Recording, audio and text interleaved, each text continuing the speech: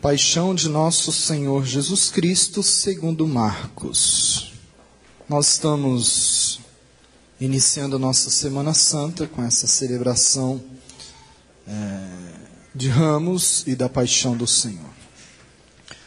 Nós iniciamos a missa com a proclamação do Evangelho da entrada de Jesus em Jerusalém, que nós fizemos lá na porta da igreja, antes de abençoar os ramos. E aquele Evangelho começa mostrando que Jesus quis montar sobre um jumentinho.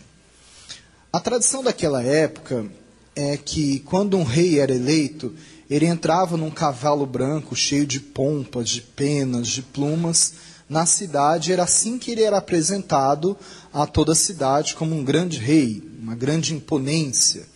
Jesus não quis entrar num cavalo branco, ele quis entrar num jumentinho. Por quê? O único mérito daquele jumentinho é que ele era dócil.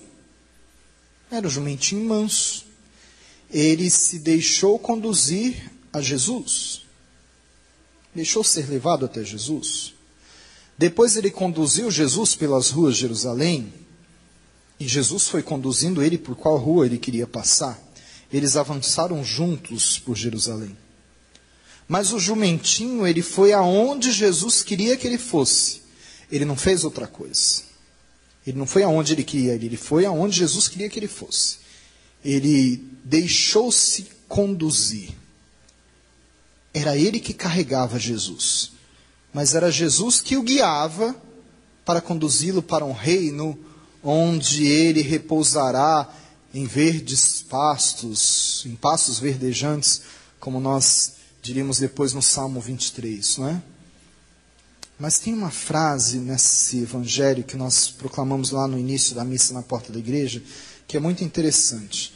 O Senhor orienta os discípulos dizendo assim: vocês vão em tal lugar e vão buscar um jumentinho que está amarrado, e se alguém perguntar para vocês, por que vocês vão pegar esse jumentinho, vocês vão dizer, o Senhor precisa dele. E foi isso que eles fizeram. Quando perguntaram para onde vocês vão levar o jumentinho, eles disseram, o Senhor precisa dele.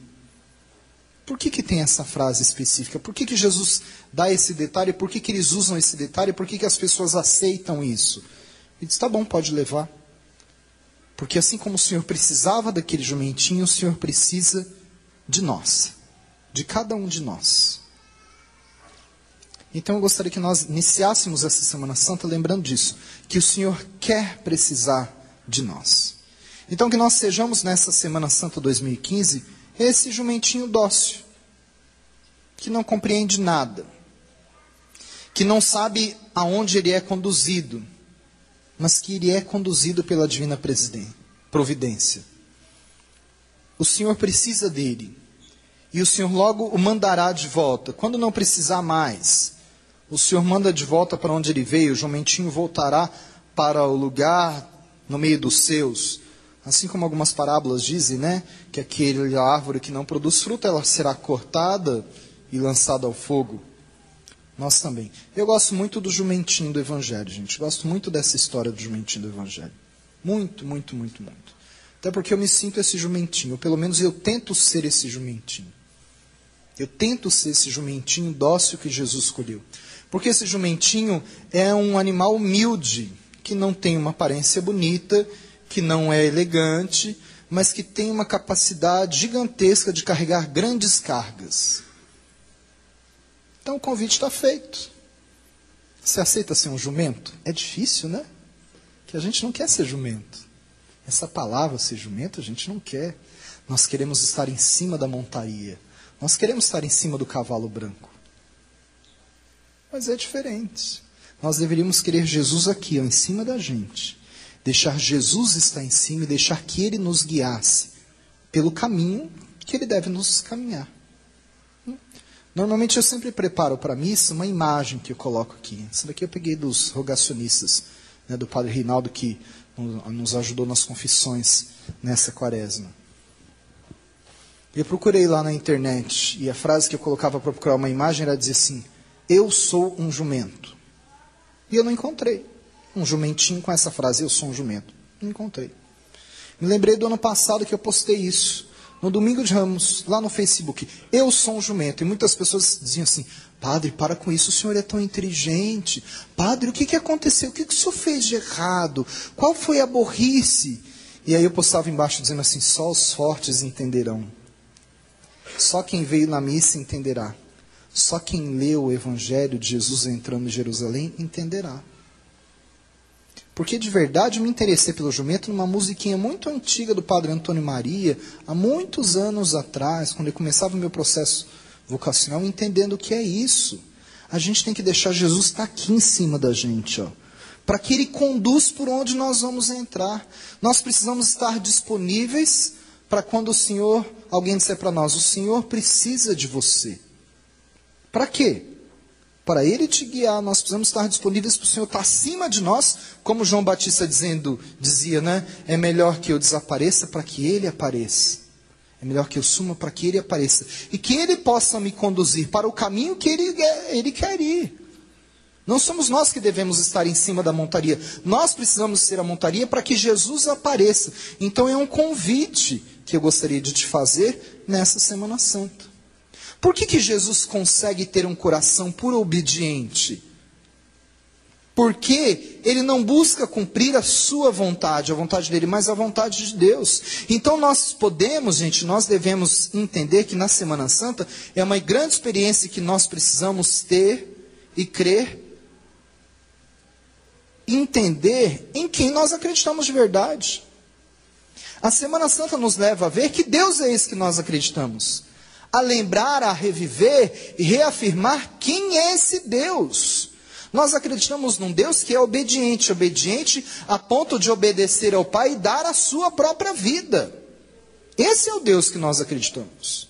Nós vivemos na igreja da obediência. Um Deus que nós servimos, que obedeceu ao seu Pai a ponto de morrer na cruz para dar a vida, para nos salvar. Então nós chegamos na segunda leitura de hoje, que é tão bonita, né? Que se dobre todos os joelhos no céu, na terra, nos infernos, é poética. É tão bonito falar que dobra os joelhos. Dobrar os joelhos é até muito fácil, gente. Se você não tem problema de artrite, de artrose, de bico de papagaio que dá no joelho, também é muito fácil dobrar o joelho. É facílimo. Difícil é dobrar o coração. Difícil é dobrar a vida. Difícil não é se prostrar o corpo na presença do Senhor. Isso tudo pode ser teatro. Agora, se dobrar de verdade na presença do Senhor é algo muito maior. Tem muita gente que faz teatro, que vem se ajoelha na presença do Senhor para os outros verem. Isso é muito fácil. Como as pessoas fazem no teatro, como as pessoas fazem em encenação, isso é fácil demais. Agora, dobrar o joelho de verdade é um pouquinho mais difícil. Esses dias um grupo extremamente tradicional, que vive de joelhos para tudo aí, ordenaram um bispo sem aprovação do Santo Padre o Papa. É daqueles que dizem que são extremamente, antes do Concílio Vaticano II, são extremamente corretos. Só eles são corretos. Eles obedeceram ao Papa. Mas para eles tudo eles são servos. Eles vivem de joelhos o tempo inteiro. Mas só dobram o joelho da perna. Não dobram o joelho do coração. Então muitas vezes aquilo que a gente vê nem sempre é o que parece ser. Então muitas vezes, gente, a conversão e o dobrar o joelho não está apenas no joelho que fica aqui na perna, mas está no joelho que fica no coração e na mente. Nós estamos dispostos a dobrar também o joelho que está na nossa mente e no nosso coração. Nós estamos dispostos a amar e conhecer esse Jesus, porque a gente precisa de analisar o olhar que nós temos para Jesus. E a Semana Santa e o Evangelho de hoje, essa narração da paixão, nos dá um exemplo maravilhoso. Por exemplo, nós lembramos daquela mulher com fluxo de sangue. Ela fez um exemplo maravilhoso. Ela fez um esforço grande para se entrar no meio da multidão, se apertar para tocar na orla, no manto de Jesus, na veste de Jesus, porque ela acreditava, ela tinha uma fé tão grande, ela acreditava que se ela tocasse num pedacinho da orla do manto de Jesus, ela seria salva, ela seria curada, e ela tocou e ela foi curada. Hoje nós vemos os guardas, os soldados, eles estavam na porta de Jesus, eles estavam na frente de Jesus, eles tinham a oportunidade de pegar na veste de Jesus, só que eles não tinham a fé daquela mulher, eles não precisaram de fazer todo aquele esforço. Eles puderam tocar na roupa de Jesus, na veste de Jesus, na mesma roupa que aquela mulher tocou. Até em muito mais peças, não só na borda da roupa. Só que eles não foram curados. O que eles escolheram? Não a cura. Eles escolheram lançar a sorte sobre aquela roupa. Era a mesma roupa. Aquela mulher foi curada. E os soldados não foram curados. Por quê? Porque eles olharam de modos diferentes. Aquela mulher fez de tudo, se esforçou para ir lá e tocar só num pedacinho da roupa de Jesus, ela foi curada. Por quê? Porque ela tinha fé. Aqueles soldados não precisaram de fazer esforços. Eles também pegaram na roupa de Jesus. E eles lançaram a sorte, sortearam cada um, vamos fazer o sorteio, você fica com um pedaço, eu fico com outro pedaço da roupa e pronto. Por quê? Porque eles não tinham fé. Então eu posso olhar para Jesus de um modo, você pode olhar para o outro, e você pode olhar para o outro, você pode olhar para o outro, e cada um olha de uma forma diferente. E eu não posso adivinhar o olhar que você tem. Eu posso até fingir um olhar de piedade, mas pode ser só fingimento. O olhar verdadeiro, quem pode saber, somente sou eu e Deus. E às vezes eu posso mentir para mim mesmo o meu olhar. E é por isso, por causa dessas falsidades, essas mentiras que nós mentimos para nós mesmos, é que o cristão vive ainda hoje à procura de um responsável pela morte de Cristo. É por isso que nós continuamos brigando entre famílias, é por isso que nós continuamos nos acusando dentro das igrejas, dentro da comunidade, cristão acusando cristão. Porque nós não chegamos ainda na maturidade de assumir que nós, de certa forma, ainda somos aquele Judas que traiu Jesus. Nós não temos a coragem de assumir que nós somos, de certa forma, o Pedro que renegou Jesus. Nós não temos coragem de assumir que nós somos Pilatos, que lavou as mãos. Nós precisamos assumir que nós somos aquele povo que muitas vezes ainda preferimos Barrabás. Nós não temos coragem de assumir que muitas vezes nós ainda somos os soldados que dividem a túnica de Jesus, ao invés de ir lá como aquela mulher com fluxo de sangue e tocar com fé na borda da veste de Jesus e ser curado. Então muitas vezes no dia de hoje, Jesus continua crucificado sozinho na cruz. E nós continuamos em berços esplêndidos, sendo uma multidão a olhar distante para Jesus da cruz. A gente olha distante e a gente continua não conhecendo Jesus, não querendo Jesus, não desejando Jesus, não amando Jesus, não esperando Jesus. A gente só gosta de cantar canção. A gente canta: te amar por quem não te ama, te adorar por quem não te adora, esperar por quem não espera em ti, e pelos que não creem eu estou aqui. Mas será que eu estou de verdade? Ou só eu estou de corpo presente? Será que eu amo Jesus de verdade? Será que eu espero Jesus de verdade? Será que eu adoro Jesus de verdade?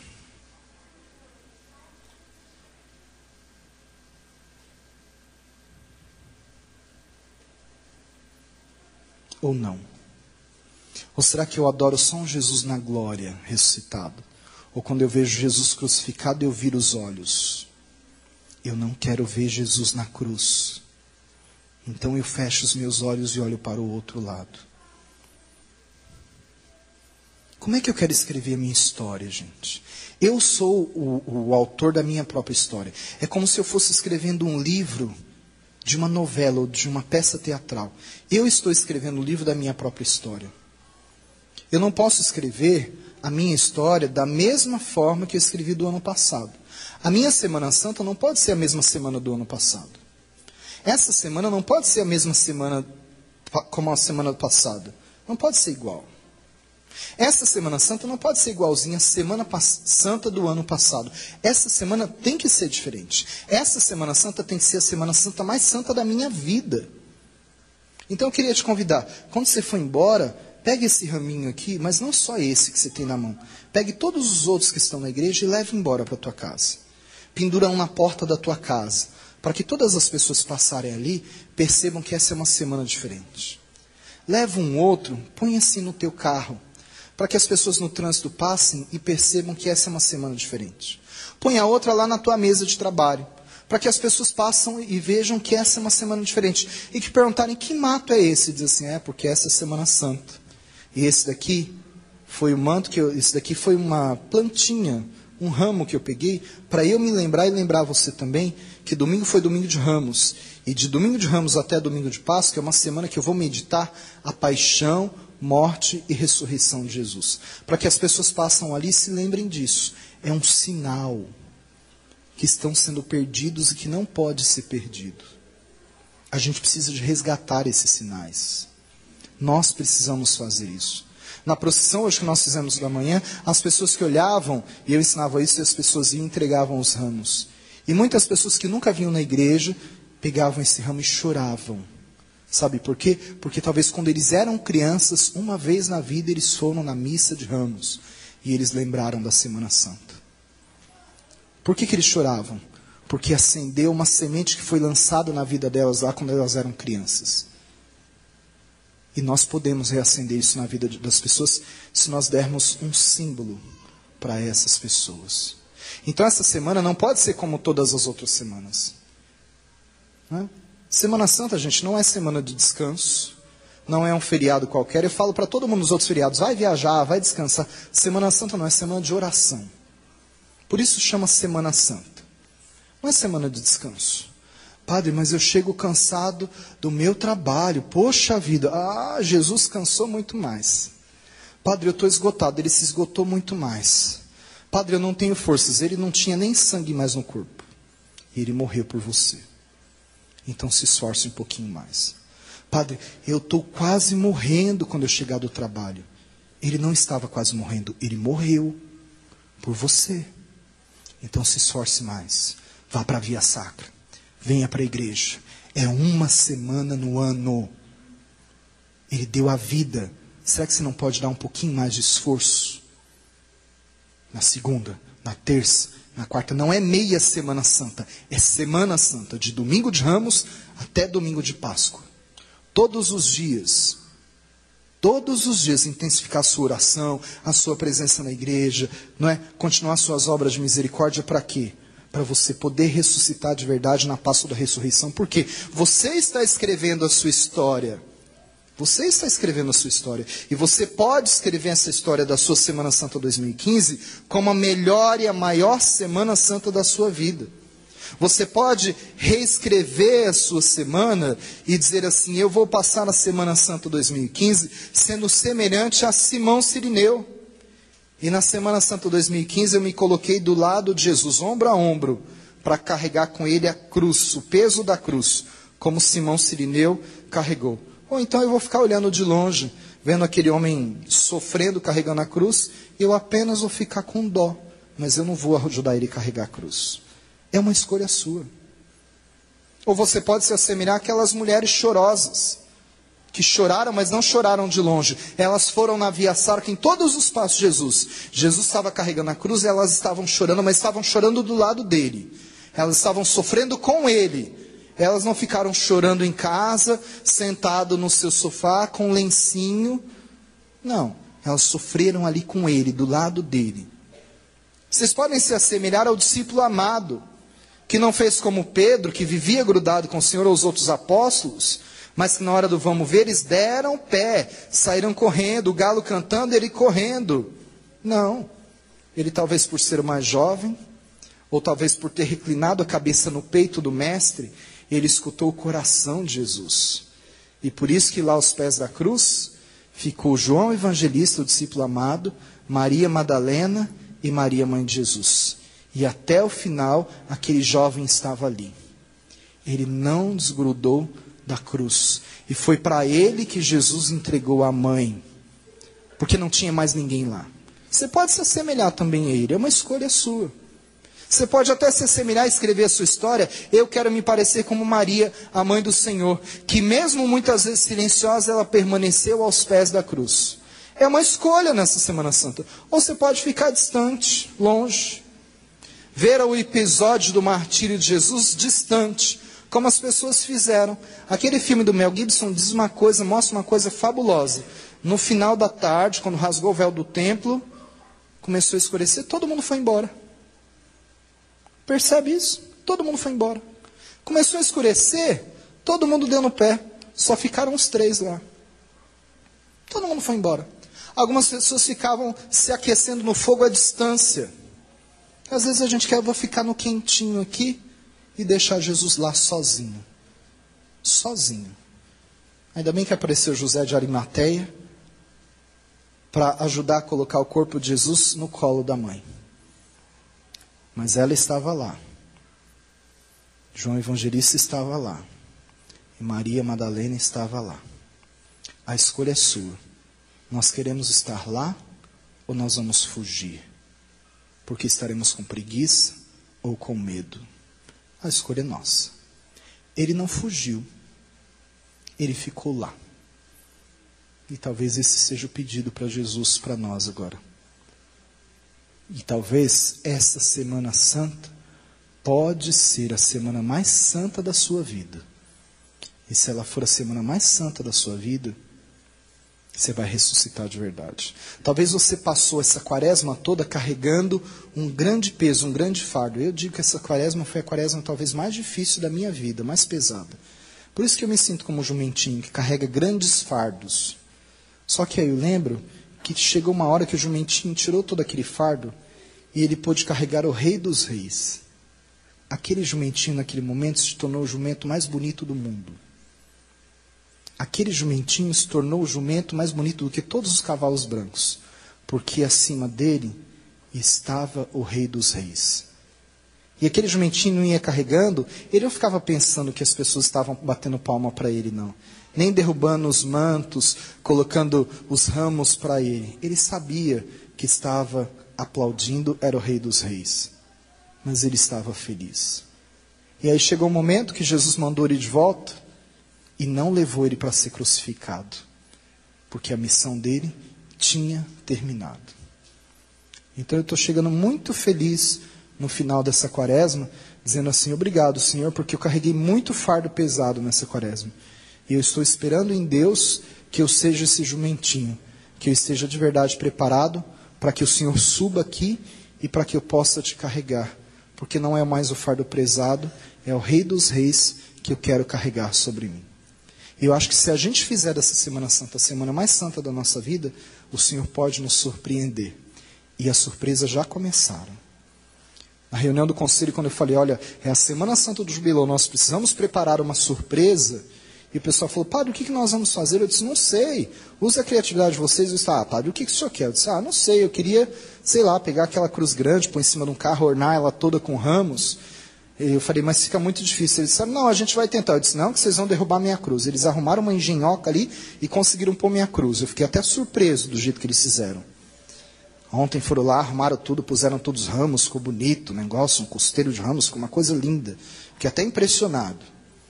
Deixamos ali no estacionamento. Hoje fomos lá de manhã, não tinha chave, ninguém encontrava a chave de estacionamento. Eu quase consegui me controlar, nem fiquei bravo, já foi o primeiro milagre, não matei ninguém de manhã. Cheguei na comunidade, ninguém me cobrou que eu estava atrasado. O segundo milagre, fiquei tão calminho, começamos a procissão.